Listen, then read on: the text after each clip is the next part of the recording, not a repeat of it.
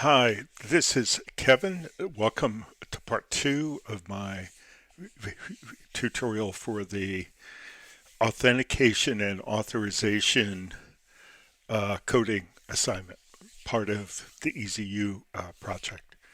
And in part two, we are going to create user groups and users and permissions, and we're going to link that all up so that we can use it for our EZU app. We're not going to put the code into the Django app yet that actually enforces the permission scheme. We're going to do that in part three, okay? But in part two, we're going to set the scheme up. All right. Now, first you need to design a scheme. Okay, mine's already designed and I'm going to show it to you. Okay, so let me show you the downloads for part two. Okay, we've got two migrations that we're going to do. One to create the groups and one to assign the permissions to the groups. Okay, and then we've got the design stuff. So let me show you the design stuff. So I'm going to open up the users and the groups. No, that's not what I meant to open up yet. How about that? Let's close that. Okay, I meant to open this. Okay, so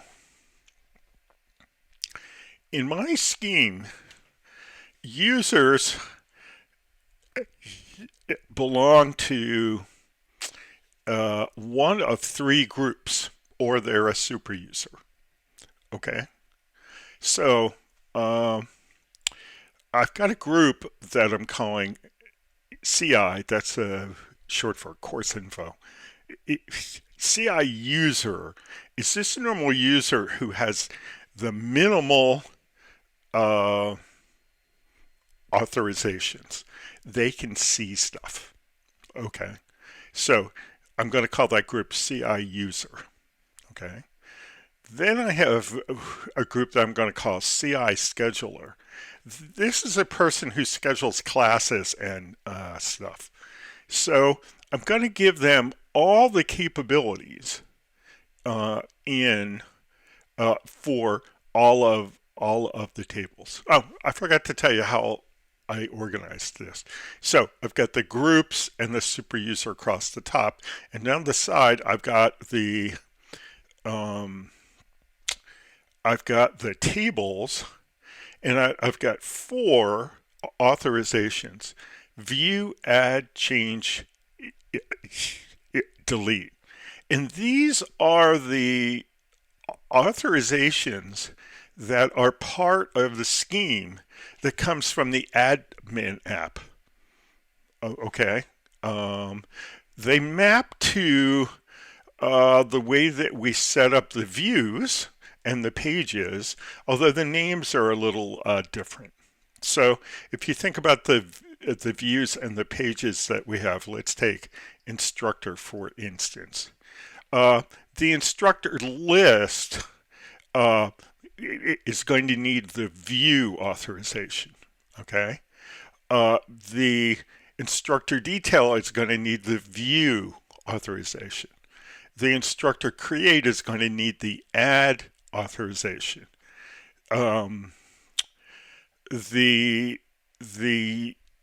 instructor change is going to require the change authorization. The instructor delete is going to require the delete authorization.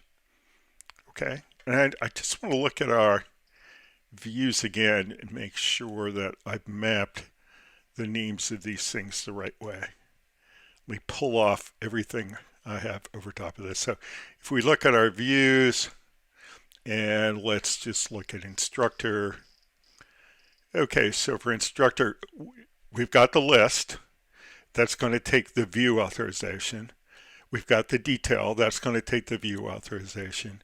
We have create. That's going to take the add authorization. We have update. That's what we call it. That's going to take the change authorization. And we've got the delete. That's going to take the delete authorization. Okay? All right. Where did these authorizations come from? Well, let's go take a look at the database.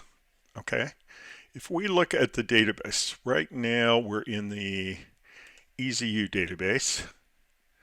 Okay, and let's look at this thing called Auth Permission.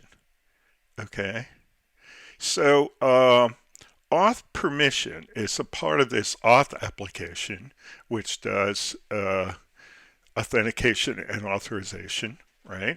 That's the built-in app that we're using. Okay, the content type identifies the view that we're doing, and then we have a code name and we have a name. So let's update this and look at the data. Okay, so the content type points to another table. Okay, and the content type, if we go to the content type table, Django content type, let's go take a look at that. Okay, and let's look at the data in that. Okay, so the content type is a combination of an app label and a model. So the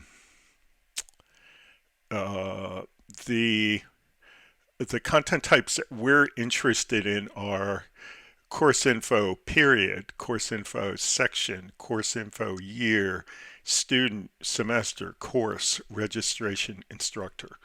Okay, so so we're interested in 7 through 14. Okay, and then if we go back to permissions, okay, we have for each of 7 through 14, you can see they start here at 7 and they go down through 14. We have the permission to add to the period table, change the period, delete the period, view the period. And then we have it for each of these. Okay? Now, who designed this? Whoever designed the admin application came up with the design for authorizations. Okay? And so these are the authorizations that we're going to assign to groups. Okay? And right here, I'm just going to say that in modern authentication and authorization designs, we typically don't give authorizations directly to individuals. It's too much work, okay? And it's too hard to change, okay? What we do is that we create these user groups, okay? And we associate the authorizations with the user groups, okay? And then when we create users, we assign them to a group. Okay, so for us, we're going to create our users and we're going to assign them either to the CI user group or to the CI scheduler group or to the CI registrar group, or if we're going to have a person who's going to be a kind of system admin for us, we're just going to make them a super user. Okay. Super users have permission to do everything. Okay. They have permission to access all the tables for all the apps, and they have the ability to create and give authorizations to users. All right. So if you're a CI user, for all the tables that we have, period, year, semester, course, section, instructor, student, registration. Oh, geez, these are not all on the same page. Let's see if I can fix that somehow. All that a normal user can do is to view. That means they can do the list, they can do the detail. Okay? If they're a scheduler, they're a person who's responsible for scheduling courses and instructors and adding instructors and courses and sections and all that kind of stuff. So we're going to give them full authorization to do all four things on period, year, semester, course, section, instructor, but not student and not registration. The only thing that they can do for students and registrations is that they've got the view authorization. That means that they can run the list and they can go to the detail pages. Okay. Now we have another kind of a powerful user group, Registrar. Okay. So for all the tables in which the scheduler has full authority, the registrar can only do the view. So registrar has just the view for period, year, semester, course, section, instructor, but they have full authority. They have all the authorizations for student and registration. Okay? And then again, the super user, because they're a super user, because we checked that box, they have full authorization for everything, plus they have the ability to create and configure new users. Okay? So that's what the groups are, and that's how they relate to our tables. And the four potential authorizations you can get per table. The other thing that we're going to do is we're going to create users. In this case, it's going to be a group of users that we use for testing. So I've got users for EZU right here. And the one thing I don't have on here is the tester. So I'm going to add the tester to the top of this. In fact, I'm going to do that. And no, I'm just going to promise to do it, so you'll see it when we get here. I want to remind you that you need a tester in yours, just like we have a tester here. Okay, a tester who's a super user. All right. In fact, let me pause this and I'll do it, and I'll be right back. Okay, we're back, and I've updated the users for edu.pdf, and so we now see that in addition to all these, the sysadmin, the clerk, the scheduler, the registrar, the coworker, we're going to have the tester. So what I've essentially done is I've created a user with a name that's kind of close to their capabilities, so that it's easy to remember who's who. Okay, so the tester is the same old tester that we've had all along. They've got the password of secret in parens. They're active. They're a member of staff. They're a super user. And the sysadmin's the same thing. They just have a different name. Okay, we have a clerk. Okay, who has the same password. They all have the same password, so I'm not going to repeat that. And they all are active and a member of staff. Okay, the clerk is not a super user. They are a member of the CI user group. They're not a member of the other two groups. The scheduler is not a member of the CI user group. they are a member of the scheduler group, and they aren't a member of the registrar group. The registrar is only a member of the registrar group. And we've got one other person. They're a coworker. They're a person who has a user ID on our system because they're using another app, not the course info app. Okay. When a lot of people deploy their Django apps, they just deploy one app per server. But there isn't anything to say that you can't have two or three. Okay. So you can have people on your server who are users. Okay. They're active, they're a member of staff, but they don't have anything to do with your application at all. Okay. In that case, we're going to allow them to do very limited things. And I want us to test that as a possibility because it's the kind of thing that we could have. All right. So the combination of these group permissions for EZU, right? The combination of this, which defines the permissions that are allowable per group, and I just want to illustrate the permissions that are allowable for a super user. The combination of that and your users and how they are set up becomes your authentication and authorization scheme. Okay. Now, when you do your own final project, I'm going to want you to have an authentication and authorization scheme for your project. One of the things that I'm giving you, okay, is as part of the download, I'm giving you the spreadsheets that I just used. I've got one for users for EZU.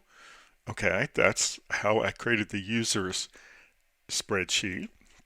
And I've got one that's called groups permissions for EZU. Perhaps that shouldn't say groups, it should have said group, but these things happen. And let me open that. And that's how I got the other one.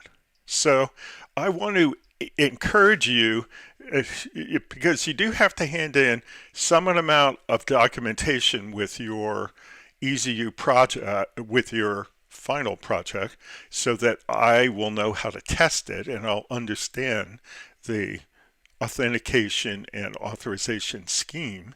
I'm going to suggest that you just create a spreadsheet like this, like these, this permissions and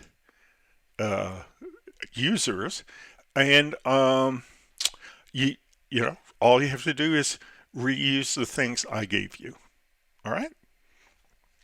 Okay. Now let's go look at some of this other stuff. Okay. What's the first thing that we want to do beyond understanding the scheme? Okay. Oh, I want to show you one more thing about the scheme here. And if I showed it to you before, I apologize. I just wasn't absolutely sure. So, so these rows in Auth Permission, these identify a particular permission or authorization on a particular table, right? So we have another table called Auth Group Permissions. Let's look at that, okay? And it's got the group ID and it has a permission ID, okay? And let's just look at that. And if we go to that, it's empty. Okay, so right now this isn't currently populated. Okay, so what we're going to do is we're going to take our permission scheme that we have. We're going to take all these permissions that we have here, and we're going to associate them with the groups. Okay, and we're going to populate this this auth group permissions table. Okay. The other thing that we have to do is we don't currently have any groups. Okay, if you look at the data for that, we don't have any groups at all. So we're going to have to populate the groups. And the other thing is we don't have all the users that we need. If we look at this right now, all we have is tester. So those are the things we're currently working on. Okay, so why don't we shrink this, come back to the instructions, and let's look at the first thing we have to do. We want to do a data migration for creating the groups, and we have a starter file for that. Okay, what's that starter file called? Well, it's a migration, and it's called 0006 create groups. Okay, so let's go back. Let's get our project back over here where you can see it.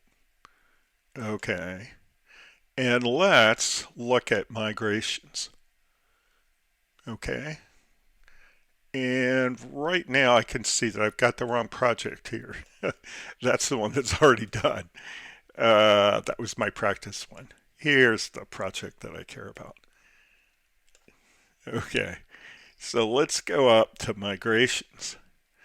And let's see, we have a couple of schema migrations from when we were setting up the models, and then we did the load instructor test data, and then we did the load student test data. So the next one is going to be 6, and the one after that's going to be 7. And it just so happens that I've got the code for a migration 6, create groups, and I've got the code for a migration 7, create group permissions. Okay. Now, for you, maybe 6 and 7 are the wrong numbers, in which case you're going to have to do a little more work. So what I'm going to do is I'm going to copy the first one, the one for create groups, and I am going to paste it into the migrations folder. Here it is. I highlight the migrations, I right click, and I paste. And it wants to call it 006. So if your number is going to be different, here's your chance to change that. Okay, so we have it here. And let's just make sure that it's properly hooked up. You'll probably remember if we go down to the bottom, we see this class migration, okay? And we see the dependencies. And it says we have a dependency on course info, and it's called 0005 load student test data. And do we have that? Is that what it's called? Yep, that's exactly what it's called here. So for you, if that's called something different, well, you have to change the value in order to get it properly hooked up. Okay? And this is a data migration. If we look down here under operations, we have a migrations run Python, and the forward version is add group data, and the backward version is remove group data. Okay, and let's just go up and see. Looks like we're keeping our data in a structure called groups. It's named in all caps to indicate that we're going to treat it as a constant. And let's look. As usual for these data migrations, this structure is a list of dictionaries, okay, with name value pair. And we've got 3. The first one, the name is CI user. The second one, the name is CI scheduler. The third one, the name is CI registrar. Okay, and those are the 3 group names that we're going to add. And let's look at add group data. Okay, so it gets past apps and schema editor in the data migration. We do use the apps parameter, but not the schema editor parameter. That's why it's grayed out. So first we get access to the model class group. It's in the Auth app. Okay. And now we say for group in groups. Okay. We want to create a group object for the database. So we use the group model class, and then we call objects create on it, and we pass it in name equals group name. Okay, and that's how we pull things out of the data structure that's up in the top. Okay, and then to back it out, we do a get on the same thing, and we do a delete. All right, so let's try to give this one a run. Okay, now to do that, we're going to need manage.py. So I'm going to open up that manage.py, and I'm going to do a show migrations. All right, let's make that full screen. And you can see here in course info, we've applied 1 through 5, but not 6. So let's just say migrate course info 0006. And it says it's applied it, so that looks like it's worked. Very good. All right. Now, what's the easiest place to go to look to make sure we have that data out there? For me, I'm just going to go look in the database with SQLite Studio. So I'm going to go up and look at table auth group, and I'm going to refresh it and look. Oh, we already were on the data. And here we are. 3 rows, CI user, CI scheduler, CI registrar. Okay, so let's shrink this. Let's prove that we're able to back it out and apply it. So I just use the up arrow to get back to the last line, and I'm going to change my number to 5. See if we can unapply it. Okay, it's unapplied. And let's go look at the data. Refresh it. They're all gone. Okay, and let's apply it again. Okay, so I'm just going to use the up arrow twice. There we go. It says it applied it. Come back here and run it again. And there we go. Very nice. So that's all set. We've got the users and they're set up. Okay. They're not the users. They're the user groups. The names are very similar, and I'm sorry for that. They're the user groups. So we've got the user groups. That's good. Okay. Let's do the next part. Let's just pull the directions over and look. Create users by hand using the admin app. Oh, okay. We're going to use the admin app and our list of users. Okay. So let's start the development server. Okay. And open it up. Okay. And that looks good. And it always helps when we're developing these things to add our tester. So we already have a tester. That's what we're going to log in as. And as a super user, we can add users. We can do whatever we want. Okay, so we're going to add sysadmin, clerk, scheduler, registrar, coworker. Those are the people who we're going to add. Okay. So let's log in as tester.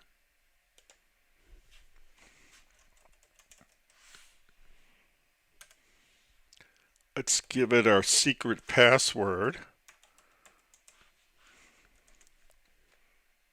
Now we're logged in. Okay. And let's go up and use the URL to get us to admin. Okay. And if we want to administer users, we can click on users. And here's the tester. Let's just check what the tester has. Okay, they have active, their staff status, and their super user status. They're all turned on. Okay, if you look at our table, those are the three that are on. And we don't want to be a member of any of these three groups. And let's just look. This is how you would assign them to a group. Okay. There are no groups that have been chosen. That's correct. Okay. It's possible to assign permissions directly to a user. I recommend against it. It's not good practice.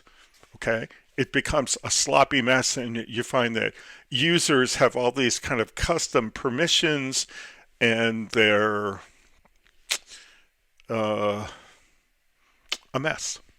Okay. So this one's correct. All right, let's go back. Let's just go up to the breadcrumbs and click on users, and we're back. Let's add a user. The first one I had was sysadmin. Okay. They're going to have this same secret password.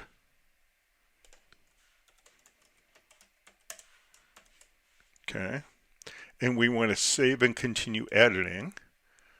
Okay. If these were real people, I would give them a first name, a last name, and an email address, but because they're fictitious, I'm not going to do it. According to our table, they should be staff status on, super user status off, and active is on as well. Okay. And because they're a super user, they don't need to be in any groups. They have the authority by nature. Oh, I'm sorry. Did I say they were sysadmin? Yes, I did. It's getting late in the day here. I apologize for this. The sysadmin is a super user, and they're not a member of any group. All right. So they are a super user. They're not in any of the groups. Okay.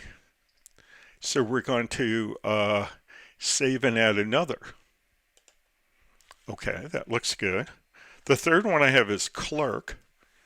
Okay, they have the same super user, same secret password. Put that in. Save and continue editing. And again, they're not a real user, so we're not going to give them real personal information. But we are going to, they are active. They are a member of staff. They're not a super user. But as a clerk, they're a course info user. So we're going to highlight that group name, and then we're going to click the right arrow, and that makes them in that group. Okay. And we don't want any individual permissions. Okay. And we want to save and add another. Okay. And then the next one is called scheduler. Okay. And they have a secret password. And we're going to confirm that. Okay. Save and continue editing. Okay, they're active, they're a member of staff, not a super user. Okay. And we're working on schedulers, so we want to put them in CI scheduler group. Okay.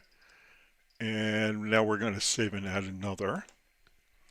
Okay, and the next one's called Registrar. Okay, they've got a secret password. And we'll confirm it. Okay. Save and continue editing. Okay, they're active. They're a member of staff, not a super user. They are a member of the CI Registrar group. Okay, and now we're going to save and add another. And the very last one that we're going to add is going to be called coworker. Okay, they get a secret password too, and confirm it. Oops. Okay, save and continue editing. Okay, so they're active, they're on staff, they're not a super user, they're not in any of our groups because they're probably in the groups for some other app. Okay, they're not in the course info groups. Okay, so that's all the permissions that they get. Okay, and we save. Okay, this looks good. So let's talk about where we are. Okay, so we have right now all these users. Okay, right now we're logged in as tester, right? And as tester, we seem to have authority to do just about everything. If we go into administration and, authentication and authorization, we can do everything there. And if we come back here, if we go into course info, we can do all the things there. See how we can add and we can change, we can do all that kind of stuff. We can do everything, okay? Let's log out and come back as a clerk, okay? So our username is clerk. We have a secret password, okay? That's good. All right. Let's go up to admin.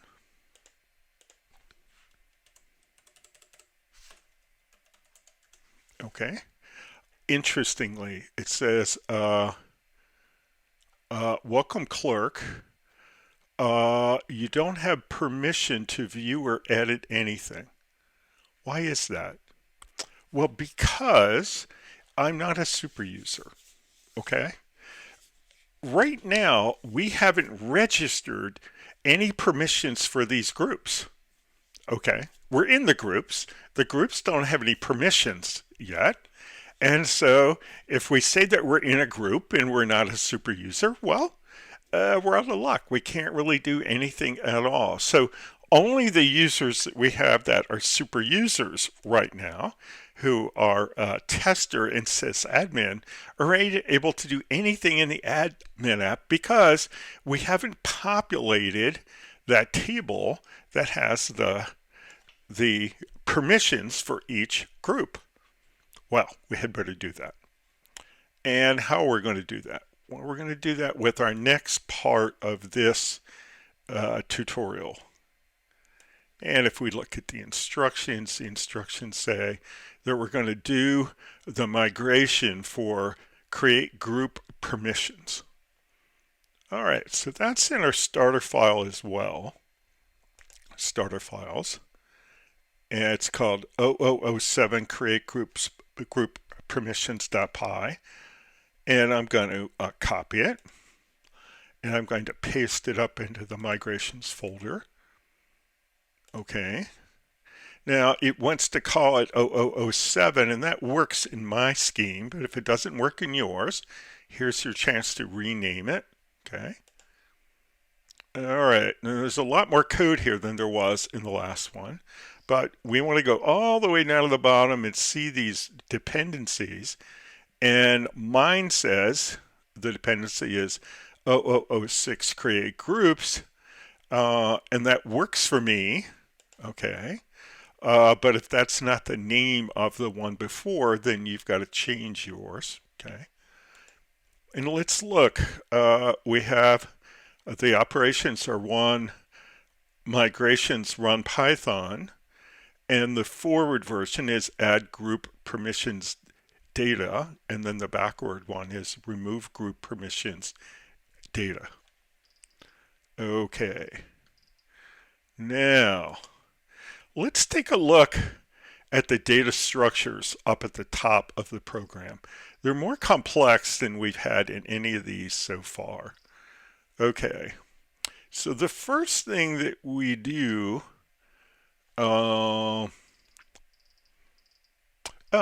what's kind of interesting here, I'm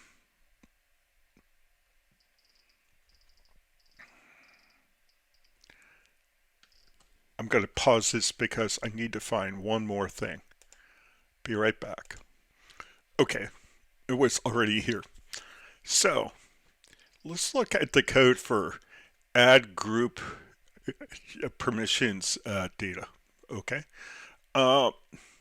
Instead of using a data structure that is a constant, okay, that's what we've done in all of our data migrations so far. We have a function that we're going to call called populate permissions list. Okay, and that is going to build the data structure that we use in here. Okay, so you can see it being returned right here. So instead of having a data structure up in the top, we coded a function, populate permissions list, okay, and this builds the data structure from which the processing is going to be done.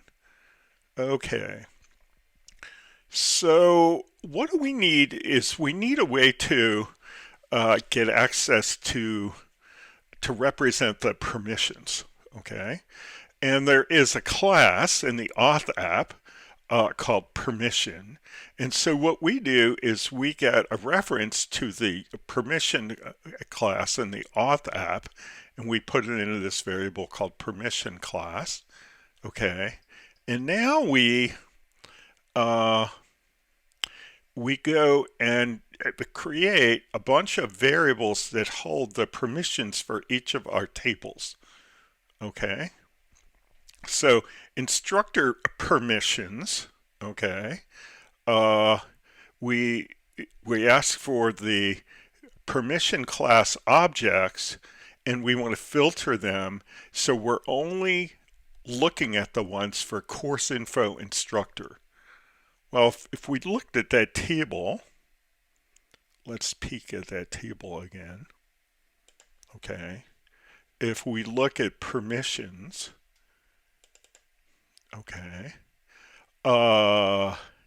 we can see that for a given table, there are 4 of them.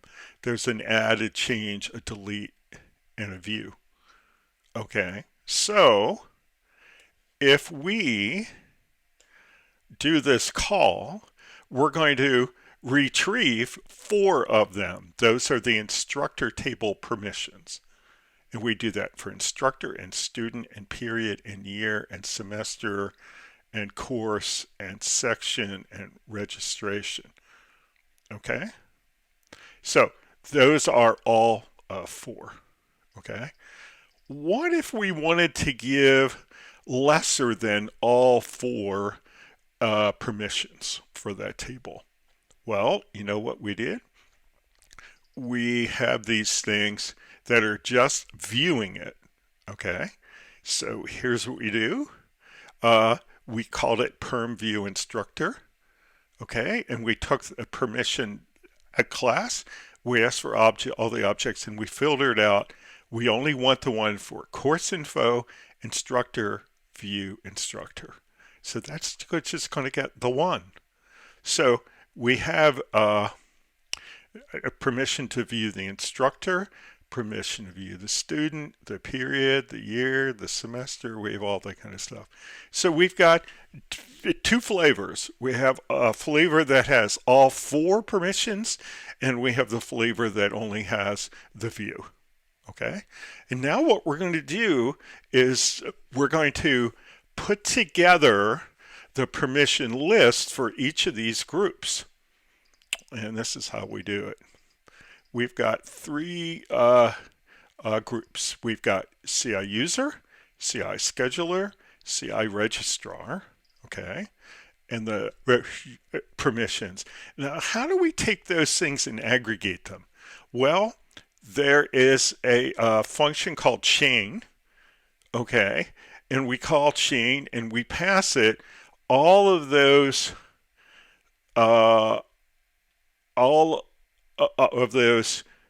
grouped permissions that we created up above this, and we get one aggregated chain of the permissions for the CI user group. And we do that for the scheduler, and we do that for the registrar. Okay? And so now we have just the permissions that we want to give to each of the three groups. Okay? And now we form a list of dictionaries. We were used to that from the other data migrations that we had. Okay?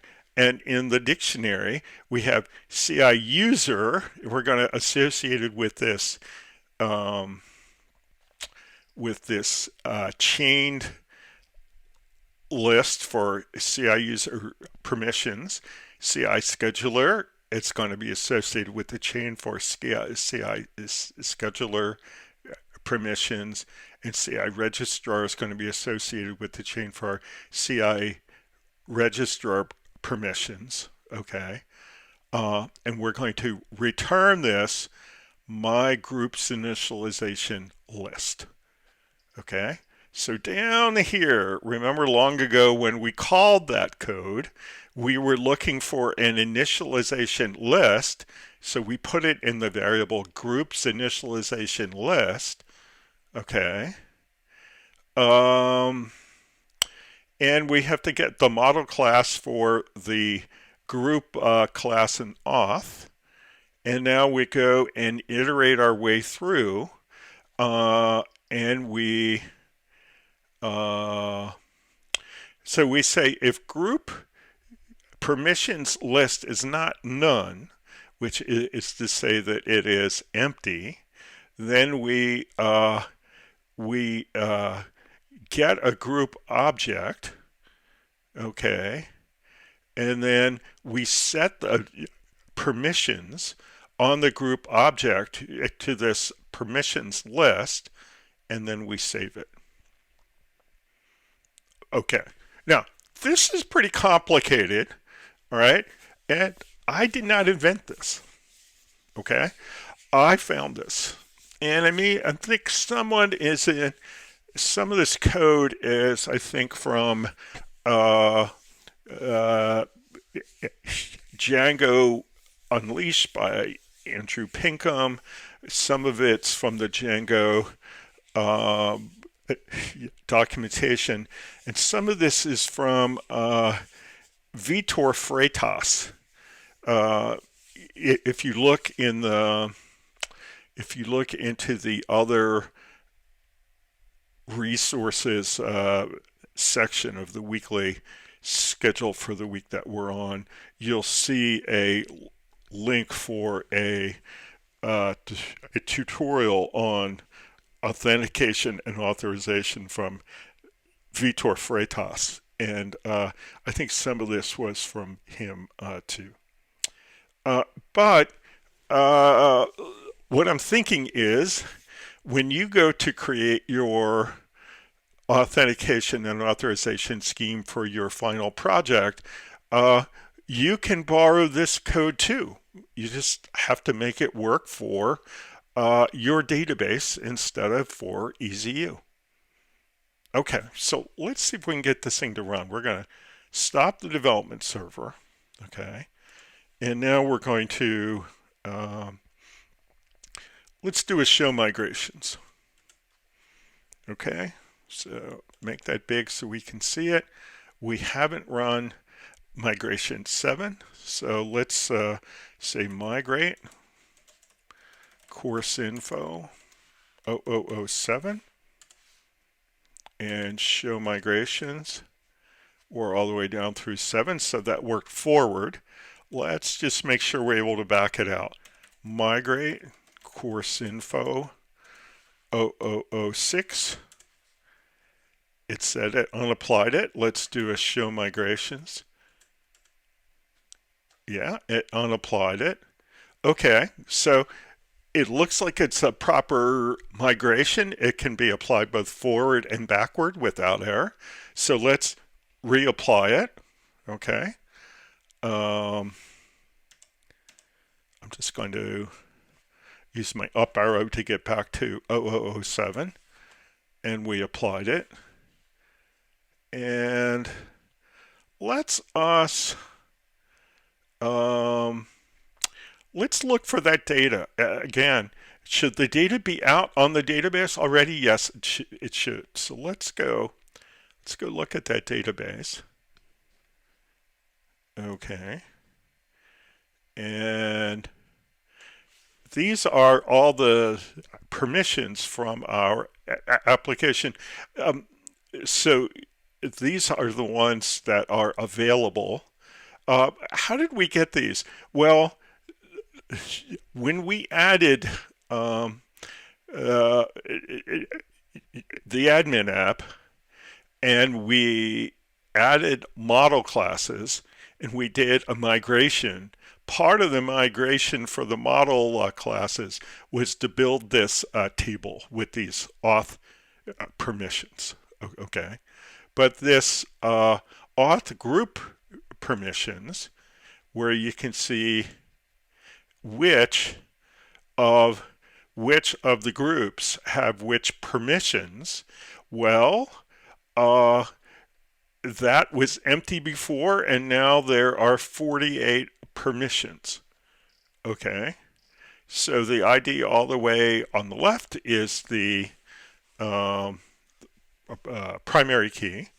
The group ID is one of the groups that we created. We created 3 groups, and if you look, we've got a bunch of 4s, a bunch of 5s, a bunch of 6s.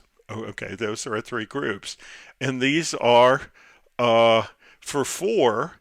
We've assigned all these permissions. Okay, so that's completely populated. I know from experience that we were giving out 48 group permissions. So we've done everything the right way. Okay, so how's that going to change our app? Let's look at that. Okay, let's come back over here, start up the development server. Okay, and let's fire up the browser. Came up on the other monitor. Okay, so here's the browser. We're not logged in. Okay, well, let's log in as somebody. Let's log in as the clerk. Okay, put in our secret password. Okay, we're logged in. All right, let's go up to the address bar and put in, well, I did that wrong. Let me get that back again.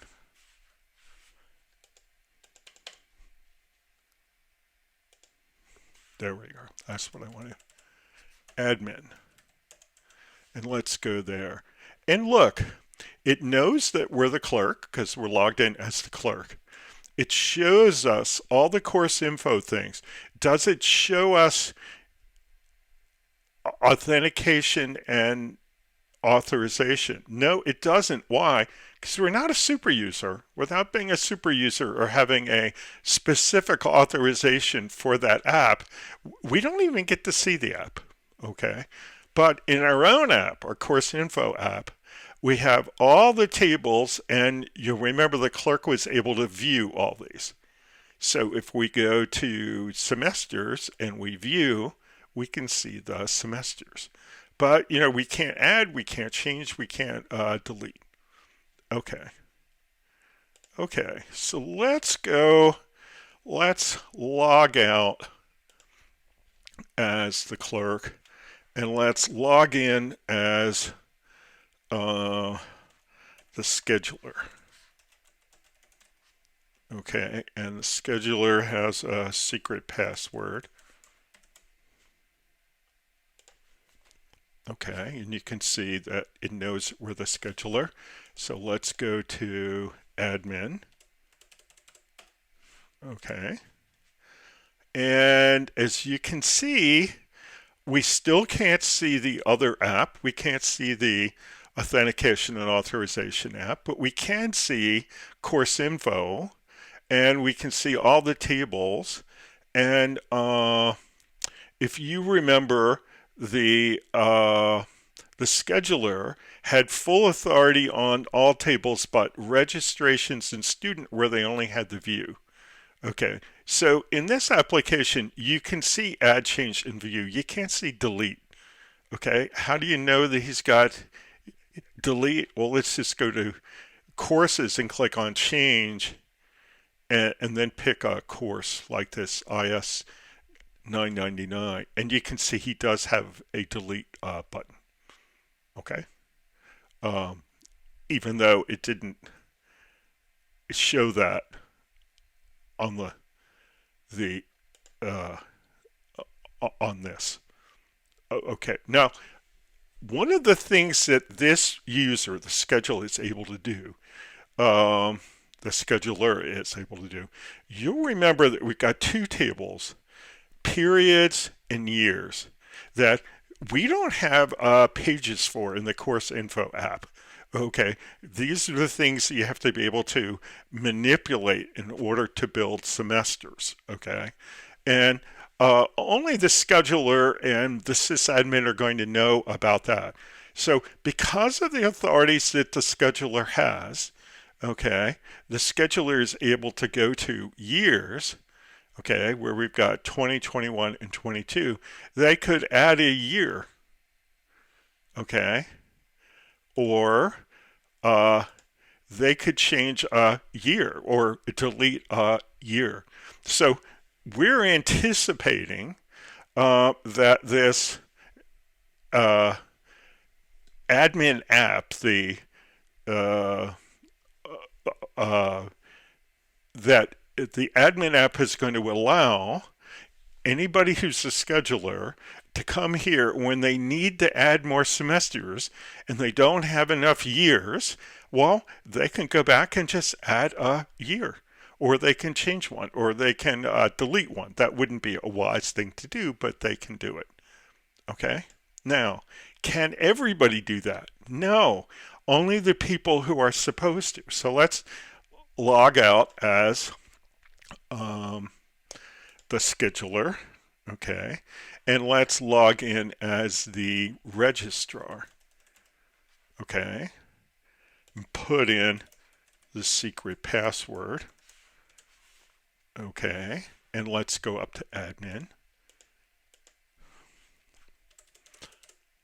And so the registrar had the exact opposite capabilities. They had all of the authorizations on registrations and students, and you can see them there. Okay, but on periods and years, they can only view. So if a registrar wanted to add a semester, they can't do it. They can only view. Okay, if they wanted to add a year, they can't do it. They can only view. Okay, so one of the really nice things, because we're borrowing the authentication and authorization scheme from the admin app, okay, the authorization scheme that we create works in the admin app. So you might say to yourself, well, why do we need to build a proper app like Course Info if we have the admin app? And I just would say that if we go to sections and let's go to a particular section, let's go to the one for this course. when you go to the section, you don't have a bunch of links that you can go from place to place. So if you decide that you just want to use the admin app, you're not going to get as functional of a design, and you're not going to get your branding and all that kind of stuff, but you will get the authentication and authorization that you would like to have, because the authentication and authorization scheme that we're using is the one that was designed for the admin app. Okay? And that's going to be fine for when the scheduler would like to add a year or a period. Okay? Or a semester. They could do that there too. All right, so let's log out here. So our authentication and authorization scheme is fully implemented in the admin app. That's good news. Let's log out and take a look at our own app. Okay, is it implemented in here? It is not. We're not even logged in now. And we can go to instructors. Looks like we can add instructors, sections. We can do the same thing. So even though in part 1 of the tutorial, we hooked up the logging in, okay? And even though in part 2 of the tutorial, we set up the authentication and authorization scheme, and we populated it and we implemented it, and it now works in the admin app, it still doesn't work in our app, okay? So in part 3, which I hope you're going to begin soon, we're going to go and we're going to put code into our app so that our app honors that authentication and authorization scheme as well. Okay, that's the only thing left to do. So I'm going to say goodbye until I see you in part 3. Bye-bye.